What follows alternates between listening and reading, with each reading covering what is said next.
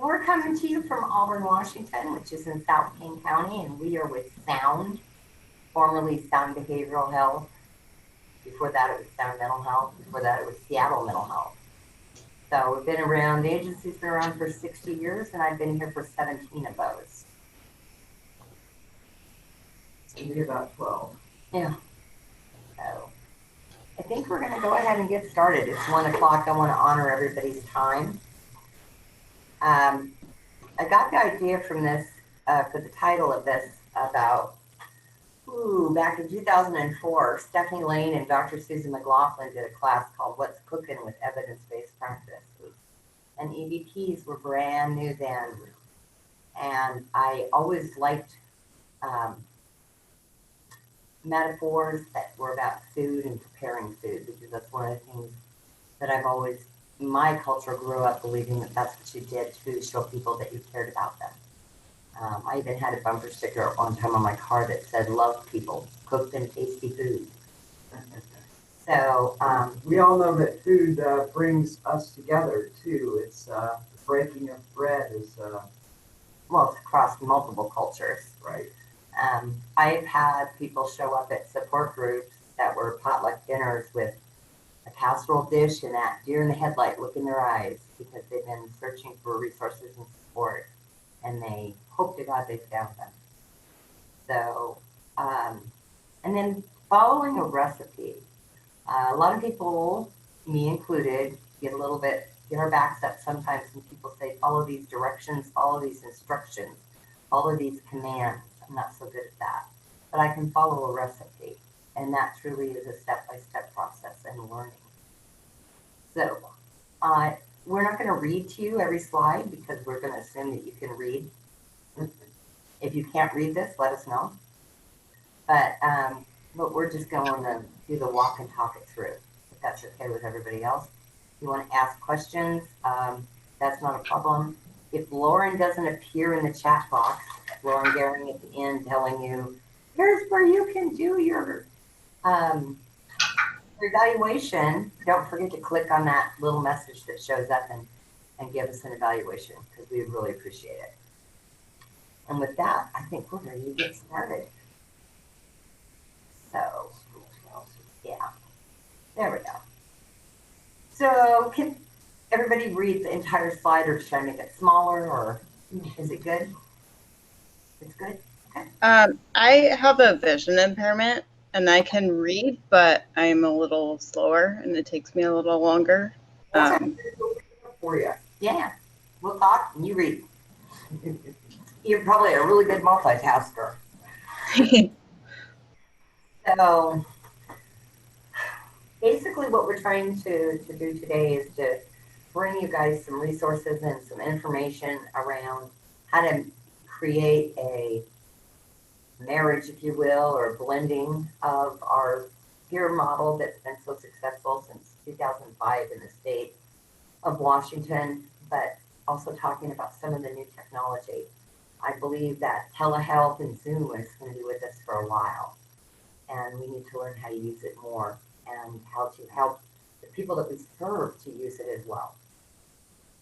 So there's been a lot of, I mean, this is what we've had to come down to, and some of us find that it's very, some folks just adapt to it, others don't. I think that the main problem that folks are having are engaging folks into a Zoom chat or a face-to-face type thing on the computer. It's been kind of hard, but then of course I've had folks come to group that haven't been able to get the transportation there, but they can be there on Zoom. So it has been beneficial.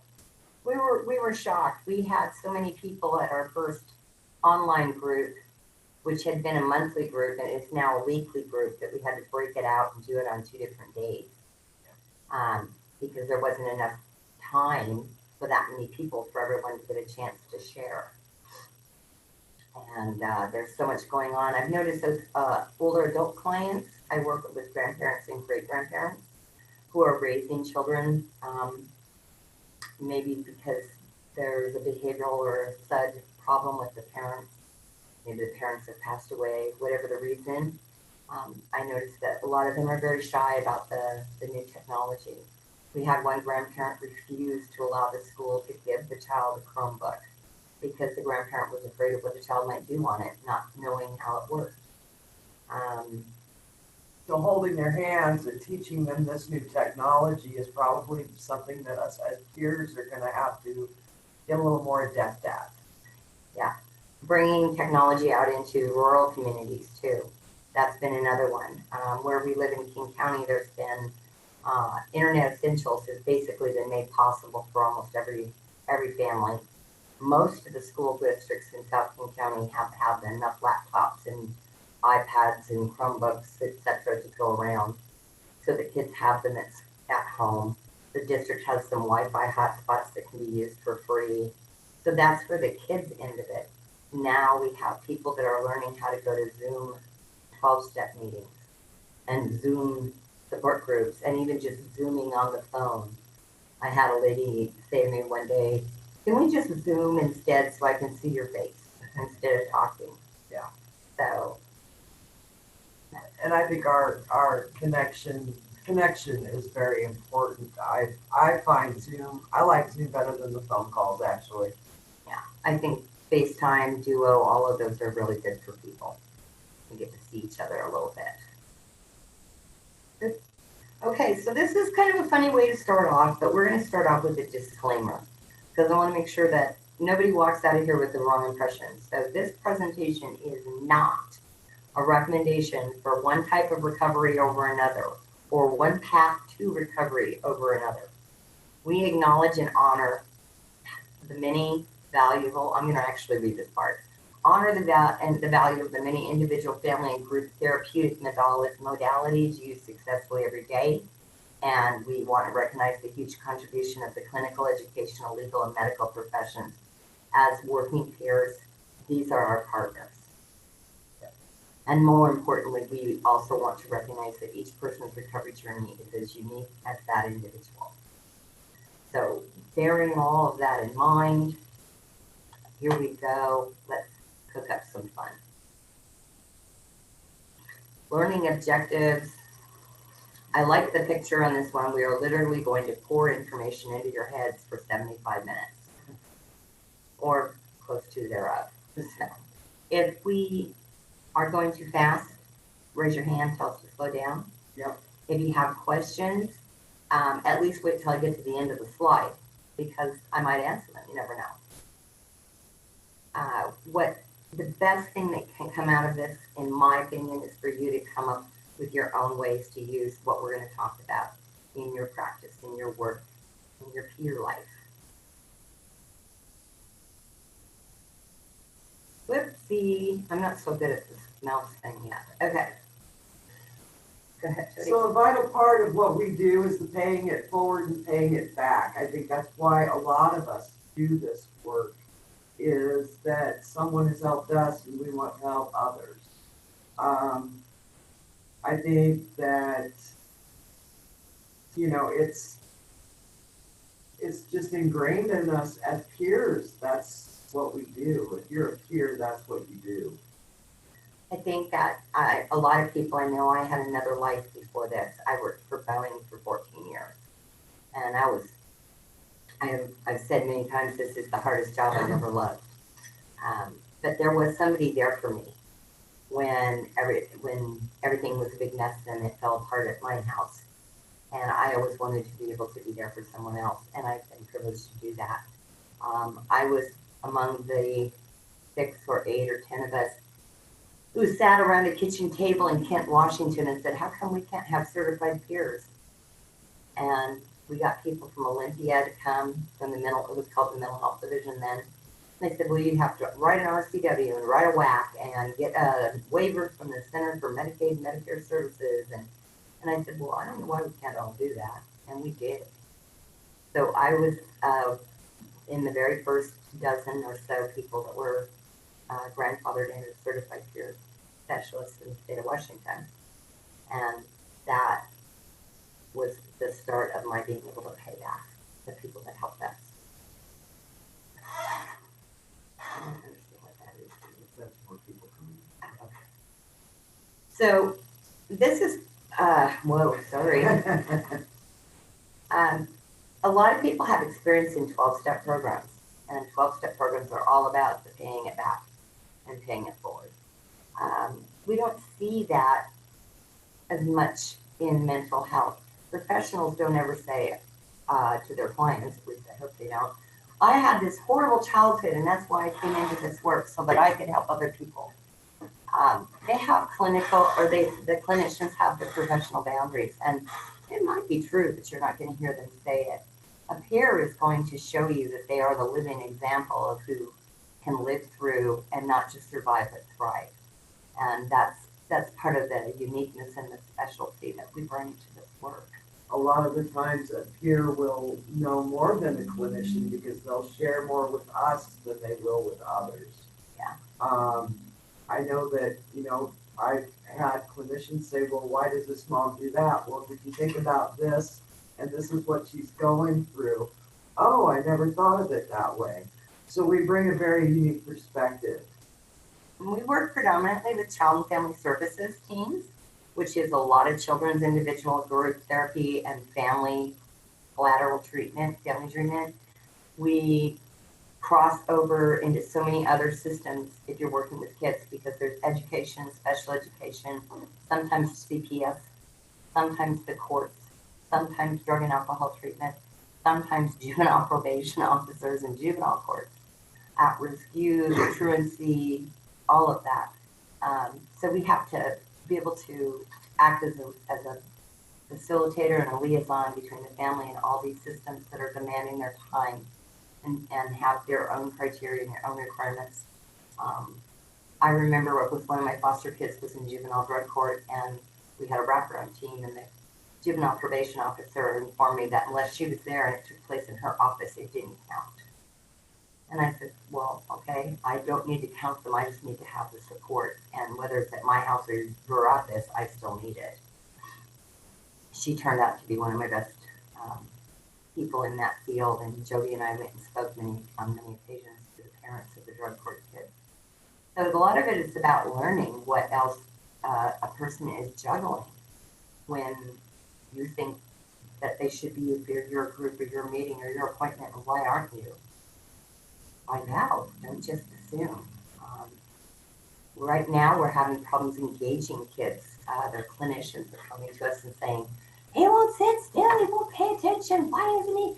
And I said, he's 7. He doesn't value the fact that you have a master's degree. He doesn't even know what that is. He knows that his mom says he can't watch TV until you get off the screen. And so we come up with ideas for them to engage the kids from the get-go, maybe a little magic trick with cards or pulling a dollar bill out from under 2 quarters on top of a bottle of water. Or walking and talking using iPhone or technology. Mm-hmm. The kids like to walk and talk on the phone. Yep, the talk walks. The talk walks. So we're doing a lot of different things to help people stay connected to their behavioral health providers. It's hard on people that live in rural communities that don't have as good of a signal to go to groups sometimes. So we try to find hotspots in every city that I have client in. I can tell you where there's 4 to 6 hotspots that they can literally drive to the Safeway parking lot or the school or the playground, the library, and stay in their car and still have great reception. So we're taking all these ingredients, if you will, that are different interventions that are new, and we do so because we have to. And it's growing. King County Mental Health Court is looking for peers to come and help folks navigate that system and help their clients get better and get them connected to services to take better care of themselves and have better outcomes. Well, they have somebody that follows you for a little while that can help you. I have an adult child who is co-occurring disorders with addiction and mental health. And I've noticed that whenever she goes to jail, they have no problem giving her methadone or Suboxone, but they will not give her any of her psychotropics. The jail claims that they don't have staff that are competent to dispense and monitor those types of meds. So she comes out of jail, she has nowhere to go, she's homeless, she has no money, her social security gets cut off when she goes to jail. She hasn't had her meds, so her thinking's not stable. And this person is supposed to just take care of herself. And that's just not going to happen in a lot of cases. Sometimes she'll go straight from the jail to the downtown emergency services center and stay there because she doesn't know what else to do. There's a lot about physical and mental health and looking at people as holistically as whole persons. And part of recovery that's really getting a lot of attention right now is being modeled through like the whole health action management courses, WRAP, the Wellness Recovery Action Plans. WAM, Yeah. Health Action Management. That's one of our best, most inclusive groups. We have people from adult services. We have people from the SUD programs that want to improve their physical health.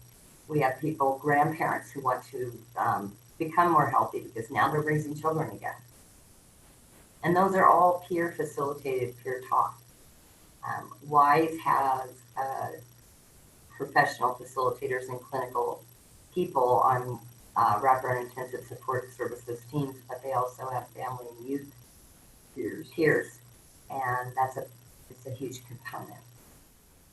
So, oh, I went the right way! Yay!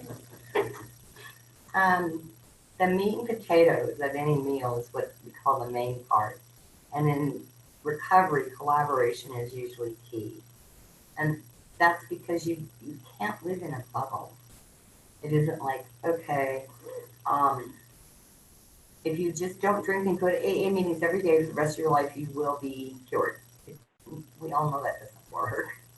In behavioral health, technology has made it a little bit easier. We can electronically get people to the same table like we did right now. The folks in Kitsap are there, and we're in King County and Port Angeles, and we're all here together. We didn't have to travel at all. No mileage reimbursement to fill out for. But we have to remember that a client's team has to work together. And we're in an agency where clients are not treated in isolation from other systems. Most of our clients have somebody else that's out there, either whether it's a teacher or a probation officer or someone who wants to know how we're going to keep this person fed, clothed, housed, and receiving the treatment that they need. Well, it can't be done in a bubble. It takes more than one. As we know, it takes a village to raise children, right? So helping people is going to take a village. And working together as partners is the only way that it's going to get done. You could have an angry parent at the school, but the kid's got to go to that school for another 10 years. So we have to build those partnerships if they can't be treated in a vacuum. If you look at the intersection between behavioral health and the legal system, they actually have an acronym, APIC, and it stands for Assess, Plan, Identify, and Coordinate. We can't have someone who is in a math program, for example, in a housing project that says we don't allow anybody that's on opiates to live here. Well, then I need to go get a supported housing counselor, work with the SUD person and the client so that all his needs are met. And that's an example from the adult world. We have people that want to go to work. That's what they want to do. The minute they are returned to society from maybe incarceration or being hospitalized, and they just aren't ready yet. But they know I'm not taking food stamps. I won't accept Social Security. I have to honor that. So I have to look at, okay, well, how about if we did a HIN program for you, just for 3 or 4 months? Just to give you a place to be and food and soap and stuff to shower with. We'll get you some clothes and you can go out and start going on interviews. Go to 3 or 4 days. You will fill up to it. But clients don't engage unless the system's partners hear them and come up with a plan that's centered on that person, that whole person. and what they need, yes. And sometimes it's hard. And I've even had people that are clients in behavioral health come and say, I love my counselor, she's so nice, but I wish that she understood how important it is for me to go to the gym every day. She thinks I'm working out too much and not doing enough paper homework. Or she wants me to give up going to the gym twice a week to come to this group that she's doing.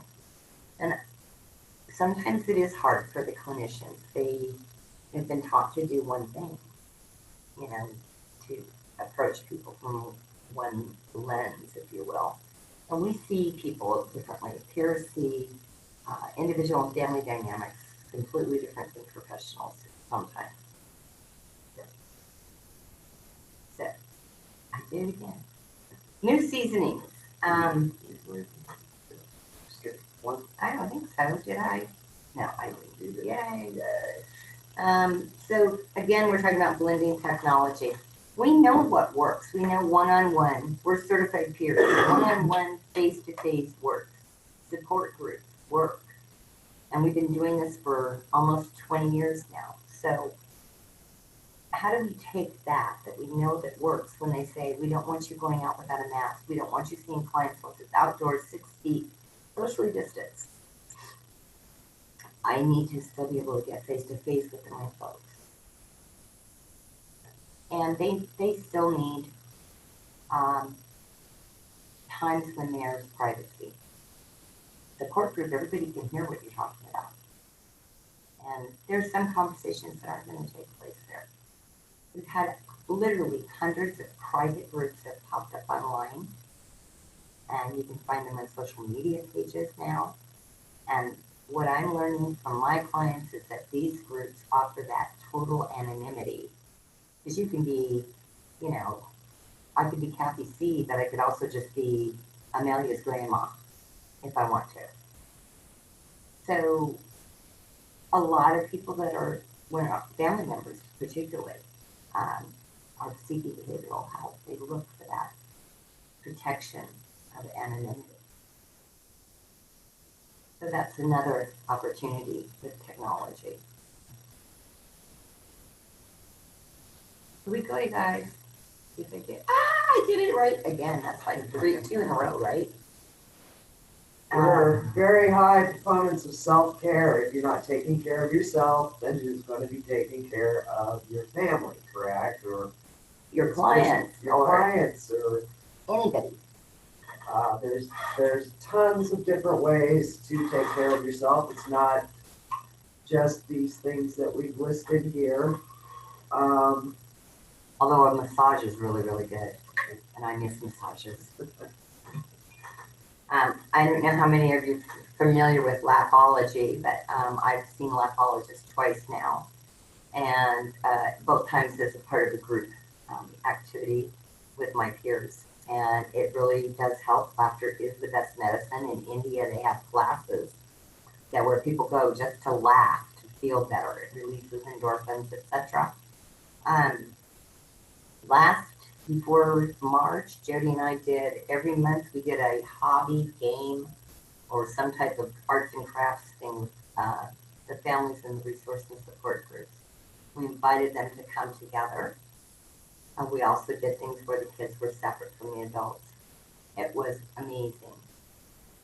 It helps bring families together, and it also gives them that time to play with each other and enjoy each other's company, to recognize that they are more than just a kid that you know, I mean, your kid you take them to therapy and stuff, but there's more to it than that they are creative and individual, and it opens eyes. Well, and they got to know each other in a completely different way through the arts. And we use that a lot, and I'm not going to say it's art therapy because it certainly isn't, but we've both been trained through the art with art people, and it does make a difference to the kids.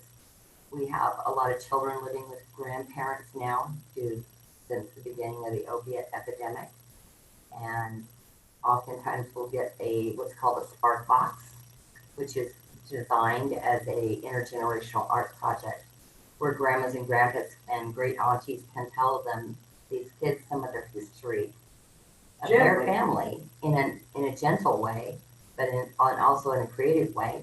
And the child can plan for the future and share what those goals and dreams and aspirations are. But they do it through art, and that is, it's been pretty powerful since there's been a lot of people just hunkered down and not going anywhere since schools closed, etc. I feel like I'm talking really fast. Am I talking really fast? Can I see like nodding or shaking? Come on, guys. Yeah, it's kind of strange doing this by yourself in a room. It's weird. Okay, I can only see 6 of you at a time, and Melissa, I can't see you at all. I bet you're beautiful. Healthy cooking and eating. This has become super popular since we can't go to restaurants so much anymore. People miss our potluck dinners that we would have a couple times, 3 or 4 times a month, and brown bag lunch groups, and all of those people miss that. So we're thinking about maybe doing some live online cooking classes with our groups. And to make this possible, we use Flex Funds to provide a $15 Safeway card in the mail to each family 2 weeks ahead of time. So here's the recipe, here's the money to buy the ingredients, see you on Zoom. And their kids, if their kids are old enough and appropriate to it, they can help them. And we all make dinner together in the safety of our own homes. And for some older people, that's really cool. And it's nice to feel like you're connecting with your community, even if that connection is electronic.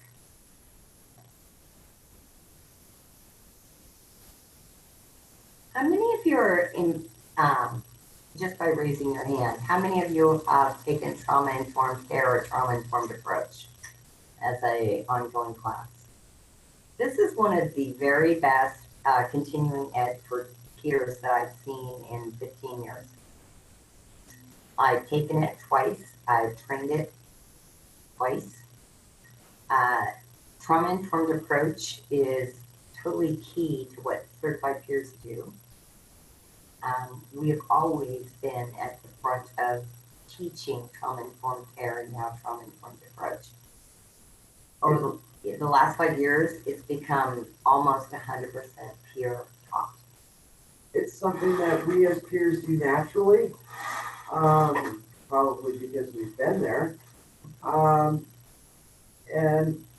I don't think that we even realize that we do it. I think that it was funny. I was talking to a client one day and my boss happened to be coming by. Did you know that you were using the trauma-informed approach?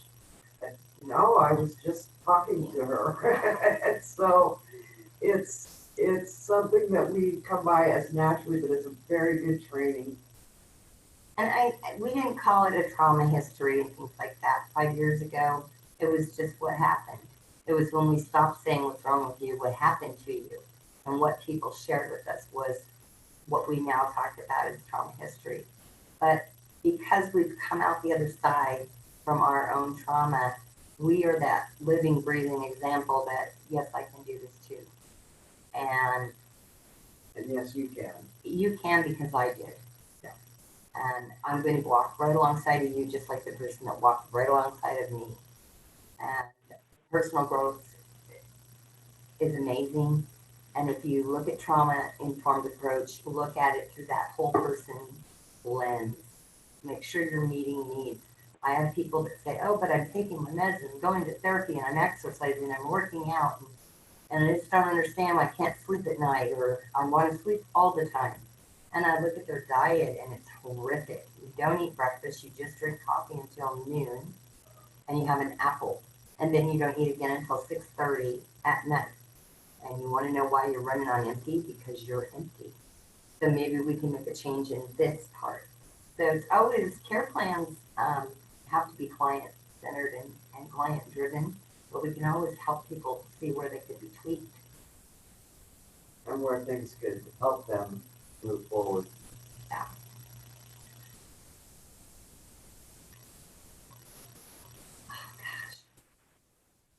So I don't know if you guys can read the little whirly thing there in the upper what is that? It's my left.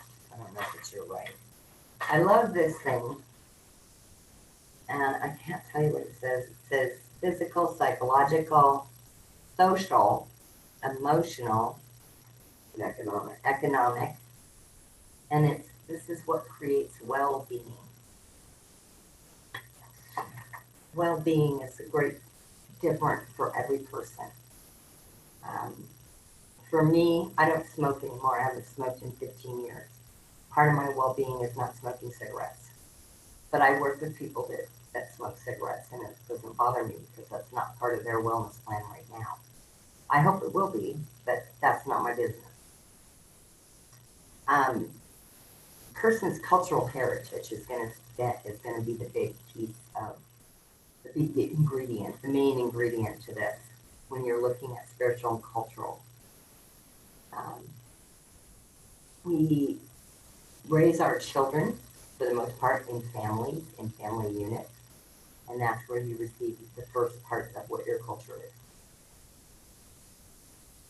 I have a lot of people that don't want to do a cultural discovery, spiritual or cultural, on themselves the first 6 or 12 months that they're in working with us. It's so frightening to some people. They don't want to do the deep dive, but I need to find out a little bit, and with that little bit I can build trust and a little bit more. Keep building on the recovery and the resiliency and the recovery, the helping of your client. And letting children know more about themselves in a good way, and using the right words to talk about mental illness, to talk about substance use disorder, to talk about people who are incarcerated. I had to tell both my grandsons at one time that their mothers had been, one was in prison and one was in jail. And knowing how to do that, taking the time to read and talk to other people, made all the difference in the world. I would never have thought to present it the way that I eventually learned to present it. And I'm so grateful that I had people to reach out to that were able to help me do that. Children, nowadays anyway, I've heard, I don't know how many stories now since June, of young people, 18 years old, graduate from high school, and for their graduation gift, they wanted a 23andMe kit.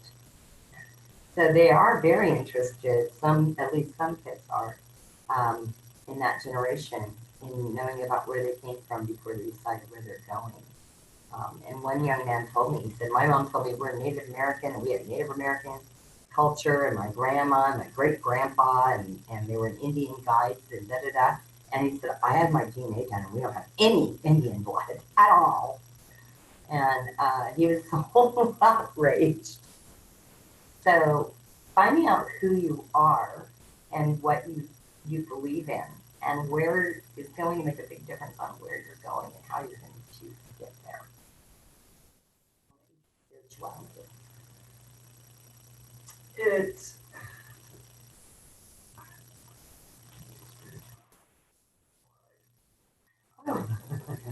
So I have, I'll jump in there. I have a client who's 31. She has a 9-year-old boy. And he told his therapist that his mother is an atheist, which I have no problem with. But he told the therapist that it was good to be an atheist because if you don't believe in heaven or hell, you can do all the bad things you want and nothing will happen. So I don't approach spirituality as Christian versus Jewish versus atheist, Hindu, whatever. Spirituality to me is about having that moral reasoning and that concept. If you look at the 12 steps, the 10 commandments, the Quran, I mean, anything you want to, if you look at it over time, people know we're not supposed to steal, commit adultery, murder, etc. There's some things that are just not right and some things that are. And sometimes doing the right thing is hard. As a matter of fact, a lot of times that's harder than the wrong thing or nothing at all. So this spirituality should be about social emotional growth, I think. And building a healthy concept of who are you? You know, you don't have a positive self-image of yourself, you're not going to be able to project that out into your work or your family or your community or the people that you have relationships with.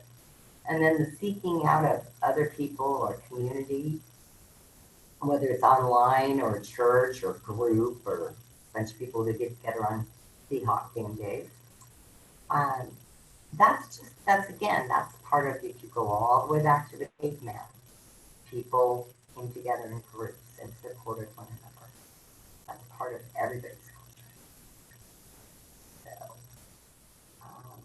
I have stories galore that I can tell you about.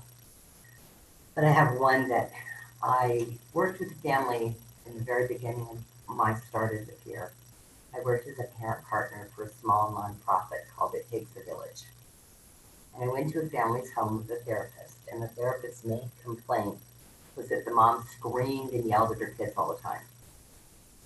And they lived in a tri-level house, so there's a basement and the main, and then the upstairs were bedrooms. And then downstairs was the rec room and the laundry room and where the kids hung out.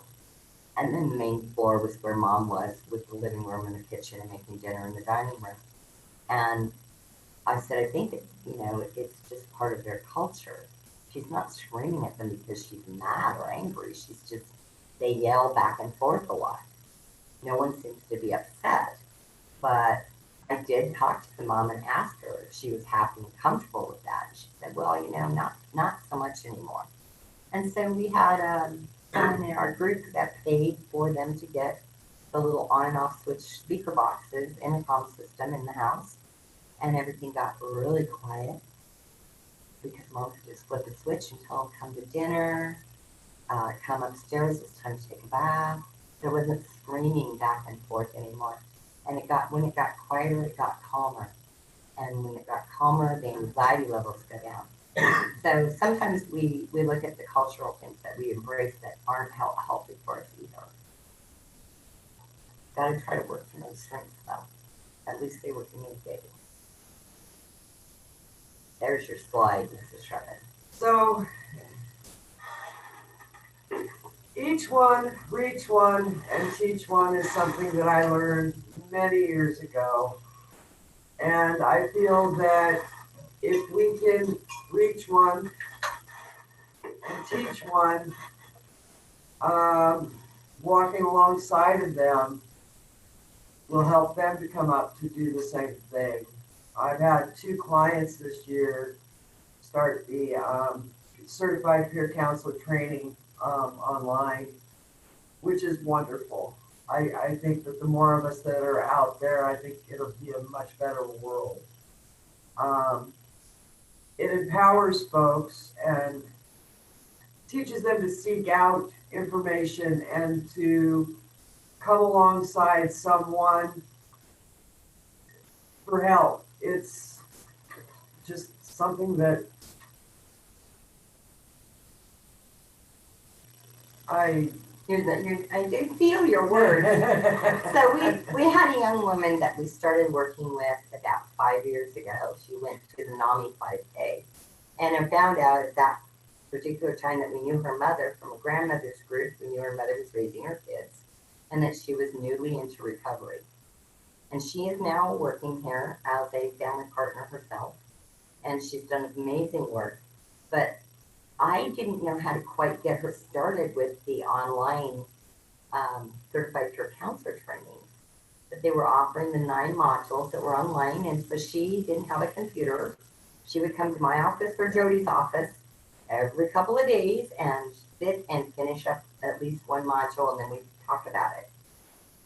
And that's how she got through it. And then she was one of the people that was fortunate enough to take the rest of the curriculum in person. And we hired her, I think, right before or right after that. The agency hired her. But I've invited grandmas. I've said, oh, look at this webinar. And they're like, yeah, that's interesting, but I don't know how to do that. And so I went to the library and I talked to one of the head librarians, and they got us a room with 5 little computer desks and 5 computers and a librarian, information technology librarian from King County Library System. She got every single one of us into that webinar. We all figured out how to register. And then we went back the next day and we all logged in and we all put the webinar together. So there's ways of helping people to reach out in a high-tech world or even on a low-tech world. I've heard good things too about the training that's going on via Zoom also. I've had one of my clients take that training and she was thrilled with it. So it's amazing what we can do as people, huh? We have a lady that lives in Falls City. I don't know if any of you know where that is, but it's right up by Snoqualmie Falls. And she comes to group via Zoom. And she said never in a million years would she have come to group if she had to get in the car and drive there. Yeah. But she's thrilled to be a part of the group now. Some of the digital services that we've been using with people for a longer time than just this COVID-19 pandemic is there's an app that you get, and you can get it at the App Store, and you'll see, we'll list them in the end. That is for productivity and personal goal setting. We've been sharing Breathe, Calm, Mind Yeti, those types of yoga breathing, relaxation technique apps. There was even one on motivational interviewing, which was really a cool thing. So there's a lot of stuff out there that we can offer clients that no one but a certified peer is going to go, a certified peer counselor or peer specialist is going to offer. It's not the kind of intervention or prescription, if you will, that a professional person would ever say, you know. And you don't have to go spend $90 to go to a yoga class when you can get an app on your phone for free. Okay.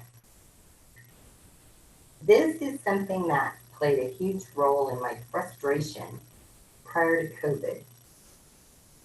I support a lot of farming communities, and I hate driving out there. And I know they don't want to drive here for group, and grandma doesn't drive after dark, and I'm not driving in the winter.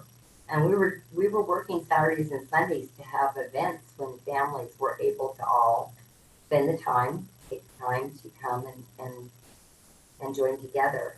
So now that we've connected these rural communities with Zoom groups. And shown them how to use social media pages, how to access closed private support groups on the internet. There's no financial or transportation issues. They're less isolated. They're more active. They don't need to find a babysitter for the kids. Nope. They can do it with them right there. They have better access, and they are just coming together as a community online with the physical distance of where they live doesn't have anything to do with it. And that's been one good thing that I've been really happy to see happen. We also have people that live in cities like Seattle that are urban and they depend on public transportation. And they don't want to go out at night either. Or the bus services is different on Saturdays. I can't figure this out. And so it's been good for those folks that are in an apartment in downtown Seattle and want to stay there during the pandemic. They can still come to their support group meeting every week. They can still have face-to-face counseling sessions. They can still connect with the people that support them, and they have that bond of, oh, that's what you guys are going through, that's what we're going through. Or, oh, we went through that with our boy when he was that age. Let me tell you what worked for our family. Secret family recipes. Everybody's family, I swear, that I've met has one. For my family, it was my grandmother and my mother's recipe for potato salad, which I was taught at 13, and no one ever wrote it down because it was a secret, I guess. I've since grown up to realize that secrets aren't always the best things to have. But we have seen support groups for families and caregivers really just increasing exponentially in the last 12 months. They don't coming together and learning that they're not the only one opens a huge. They feel more comfortable with somebody that's been there and done that. They don't feel blamed and shamed or hurt or embarrassed because, oh my God, your son does that too. You know, so it's secrets, everybody has secrets. You're not going to find out every single thing, and I don't care. And I don't want to. I want to find out how much they want to tell me. Yes. And I want to know enough to be able to help them. But I think that I remember in 2003, I shared with a group about our daughter, who's now 38. She'd kill me if she knew I said that. When she was 12 years old, she was diagnosed with bipolar disorder, except they didn't say that back in the day. You couldn't be bipolar if you weren't a teenager. So they told me that she had cyclothymia and anxiety and PTSD, and she had all kinds of things, bad things happen to her because she had risk-taking behaviors. And it finally culminated in she was given GHB at 12 in a bus station in Texas as a runaway. And she was raped, sodomized, and left for dead on the side of the road.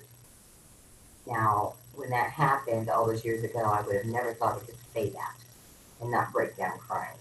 And actually, I didn't for several years. I went to the state and asked for help with my mentally ill, drug-abusing child. And I was told that the next time I saw her, she'd be in a body bag. And I should go home and learn how to accept it. And I said, well, unfortunately for you, I'm one of the least accepting women you'll ever meet. And I never stopped trying. But I do know that when you are shamed and blamed, it's hard not to keep secrets. It's hard to be honest and open. And I think that that's why there's stigmas. Wherever there's secrecy, you're going to find stigmas attached to whatever we're keeping secret sometimes. So the online groups offering the anonymity and what Jody was saying, that sense of camaraderie, which is the addict's mom comes to mind, Pam Washington chapter. It's an international group of mothers of addicts, and it's one woman posted, I just need to vent, this happened, and then there's like 42 people saying, yeah, me too, me too, me too, oh my God, mine does that too. And you don't feel so alone. One woman described it as, and Jody, you got really close to almost saying it, is that she felt like she was locked up. All this stuff is just crushing her. She was suffocating. And then she went in and met these other ladies in this chat room, for lack of a better word, that was private on a social media page link that she found. And she said, I just went like this. I was just like, I can breathe. I found my peaks, Kathy. I said, I get that. Now let's look at some of what we've talked about. How does it mix all together? So old school, we did the one-on-one, face-to-face, whether it was I preferred it not be at the office. I preferred it be at Starbucks, the library, somewhere that was normalized.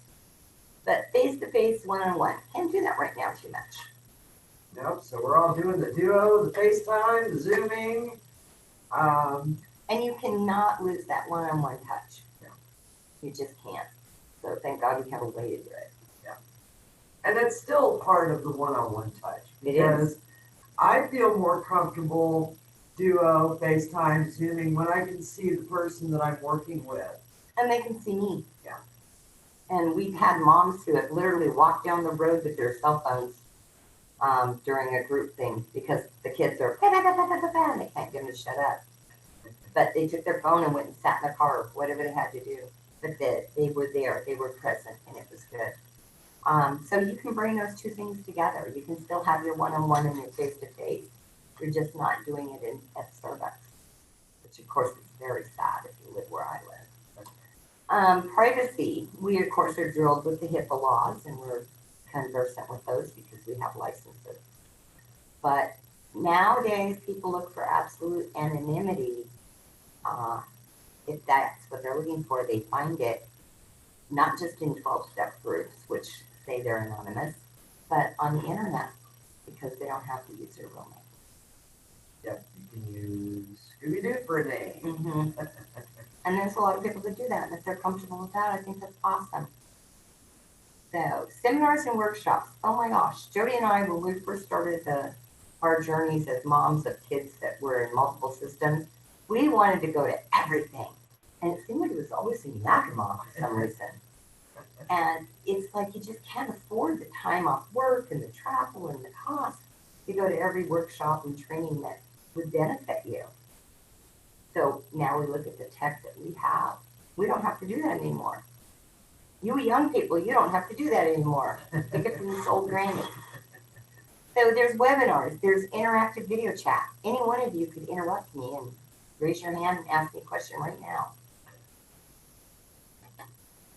Trainings available in local communities. Boy, did we go to a lot of those. And we pushed hard at the county, at the county level, the state level, the federal level. Give us more training dollars, give us more trainings. Put them in bigger and small communities. Everybody doesn't live in Seattle. Yeah. Or Tacoma. And so now we have webinars and interactive video. I do a lot of my trainings online. I've done some really wonderful motivational interviewing trainings online. Oh yeah, group facilitation training online. We did one yesterday. So it's available. You just have to dig it up. And a lot of times you're going to find that it's free. Yeah. I've been to Patient Advocacy Network, PAN, through Needy Meds. They have webinars every single week. NeedyMeds.org. They're people that help with prescription drugs, paying for them. And they have them on every subject that you can imagine. They even had a 15-minute webinar on paying for your pet's prescriptions. Which if you've ever got antibiotics for your dog, it costs way more than it does for your child. But, so we try to make sure that they are aware of all these things that they can access on the internet. There's some free trainings on Northwest ATTC. Oh yeah, NAMI has some great. SAMHSA. Yeah. So go out and look around and see what your clients want to learn more about. They can access trainings right now, staying at home, as long as they have a computer. And the libraries are opening back up a little bit. They even have things you can do over the phone right now for people that are dependent on the library for computer use. And then at the very bottom, do with, not for. That hasn't changed. That's always, always, always going to be certified for counselors. A hand up, not a handout. Yeah. We bring people along. We don't push from behind. We don't pull from the front. We walk side by side. So, and if you can't tell, we're getting close to the end here. So I'm going to end with a delicious quote from one of my very favorites. Marian Wright Edelman founded the Children's Defense Fund in Chicago. And she said about volunteer work, service is the rent we pay for being. It is the purpose of life and not something you do in your spare time. And I'm sure that everyone here, we all do a lot of volunteer work. We all work, take that one last phone call. Pick up that phone on Saturdays that we're not supposed to. Yeah. Yeah. Or why is my client calling me at 7 o'clock at night? There must be something wrong. Yes. Can I resist having to know or not know? So we've all done it. And ta-da. If you're still hungry for more, we have snacks and apps. Not the kind of apps you're thinking. The kind that go on your phone. Jody listed off a lot of these already, but SAMHSA.gov is a great website for any type of training information, training materials. And they run as a clearinghouse for everything from, what I was on there yesterday and got something from the Women's Addiction Workbook, and also on a sample for decision-making maps that I could actually give to a child. NAMI's got some great stuff on there. The Healthcare Authority, HCA.wa.gov. Go out there when you have like an hour to spend browsing around. It's got remarkable things. Plus, that's where you're going to find out about meetings in your own community. Your community FISPR, your Family Youth Systems Partnership Roundtable. Where is it? I know they have one in Kitsap County because I used to go over there, and Jefferson County and Clallam too. Yeah, the Washington State Community Connectors. You want trainings, they've got them. And they have tech assistance, and they have money to do tech assistance training and they have some grants. The Fitchburg I just mentioned, that's under the HCA. I helped co-facilitate one of the very first regional Fitchburgs in our state for about 4 years. Amazing work and shocking to some people. We cajoled. There, that's a good word. I hate the word bribe. We cajoled a lot of professionals to come to a table with families and youth and consumers, and they had no clue that there was all these barriers to accessing services from their agencies. And they were like, well, I could just go take care of that tomorrow. And I said, okay, good, Mrs. Jones, let's get you exchange numbers with the social worker from DEA over there, and we'll just make this happen. And so when people become people and not just voices on the phone or email addresses, Or a complaint down the hall. yeah, then they make that connection and they make that collaboration and they coordinate those services, and boom, bah, we got some successes going on. My two favorite apps I put on there, one is Whoop, W-O-O-P. That's from the SAMHSA folks, and that is a productivity, but it's also a goal-setting app. And it helps me to identify my goals and what the challenges, the barriers might be, and what I'm going to do when those challenges come up, and how I'm going to work through and how long I'm going to take to do it. It's just between me and my Whoop app, nobody else. Mind Yeti is something I've used with my kids. It teaches yoga breathing to children, basically, but it does it in a very cute way. And I have very anxious children. And it started out with not being very popular with the boys when they were little. So I used to say, well, you can either have a timeout for 6 minutes in the corner, or you can do 5 minutes of Mind Yeti. And they would like, I'll do the Mind Yeti. Well, if they learned how to calm themselves with yoga breathing, they didn't find so much. So everybody won on that one. Our email addresses are down there. If you have any questions, or you want to talk, or you want to talk about continuing education for peers or anything peer, please give us a call. Or, I'm sorry, send us an email. And if you want us to call, you include your phone number. That's what I was going to say. And we're about out of time, but is there any questions? It's time for Lauren to put that thing in the chat. Let's see if she did it. Mm-hmm. Did you guys get something in your chat about an evaluation? Everybody's muted. Well, I'm going to stop sharing. And look here. Here you go. All right, you guys, go down to from host Lisa to everyone. Oh, it's just our voices are muffled. Oh, dear. Okay, guys. I'm sorry. Janelle, you trained for CPCs in the ER. Oh, my gosh. Jail, yeah. Yep. Yeah, it looks like you've been told at 121 and you've been told at 145 to please evaluate our workshop. I'm sorry, I started a meditation group and oh gosh, Laura, we are doing the healthy cooking group, and you would be a great, probably would love to hear more about LAM, the whole health action management group.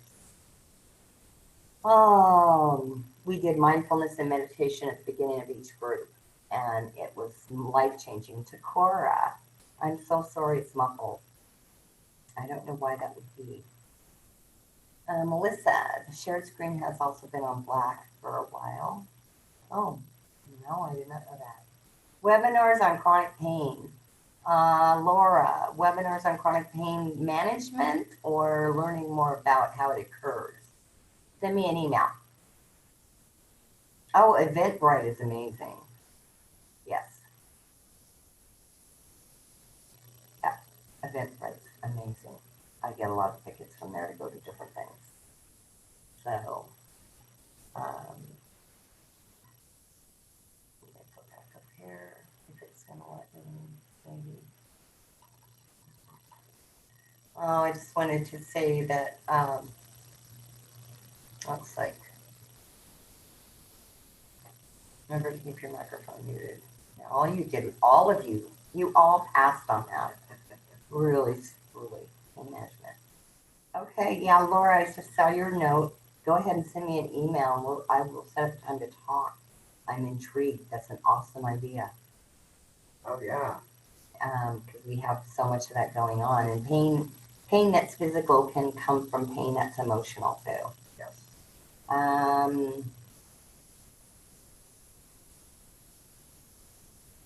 I'm sorry about the sponsee.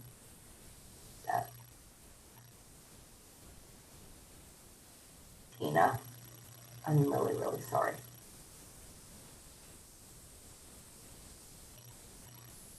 So, Robert Guthrie. Yeah, okay. You were busy pausing to take notes.